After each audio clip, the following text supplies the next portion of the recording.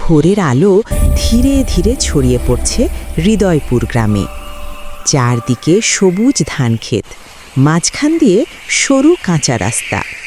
নামাজ শেষে সে নীরবে দোয়ায় মগ্ন। আজ আমাকে হালাল পথে রোজগার করার শক্তি দাও। ঘরের কোণে আমিনা দাঁড়িয়ে। ঘরে প্রায় কিছুই নেই, আজ কিভাবে চলবে? যার ভান্ডার কখনো ফুরায় না, তিনি আমাদের দেখছেন। রহিম কাঠ কাটে, ভাঙা জিনিস মেরামত করে, ভারী বোঝা বয়ে আনে। শরীর ক্লান্ত হলেও মন ভাঙে না। গ্রামের রাস্তার পাশে সে ছোট কাঠের কাজের জায়গা গড়ে তোলে। বরকত দিন, সবই আল্লাহর অশেষ দূর দয়া। থেকে করিম আর মালিক যার সব দেখে। কিছুই ছিল না সে আজ আমাদের ছাড়িয়ে যাচ্ছে। এক গভীর রাতে তারা চুপচুপি এসে ভাঙচুর করে।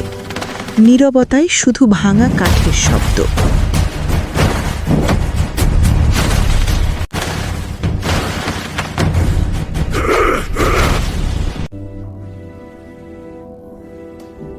সকালে রহিম সব দেখে। আমিনা কাঁদে, রহিম নীরব থাকে। ওরা আমাদের শেষ করে দেবে। কোনো মানুষই শেষ সিদ্ধান্ত নেয় না, আল্লাহই নেন। সে একা মসজিদের পথে হাঁটে, দীর্ঘ সিজদায় মাথা রাখে। হে আল্লাহ, আমাকে ধৈর্য দাও, প্রতিশোধ নয়। গ্রামের চত্বরে মানুষ জমায়েত আমরা হয়। হিংসায় অন্ধ হয়ে করিম ক্ষমা গিয়েছিলাম। চায়, আমি রহিম ক্ষমা ক্ষমা করলাম। করে। যেন আল্লাহ আমাদের সবাইকে ক্ষমা করেন। মানুষ চলে যায়, যে গ্রাম ক্ষমা শান্ত করতে হয়। জানে সেই প্রকৃতপক্ষে মহান।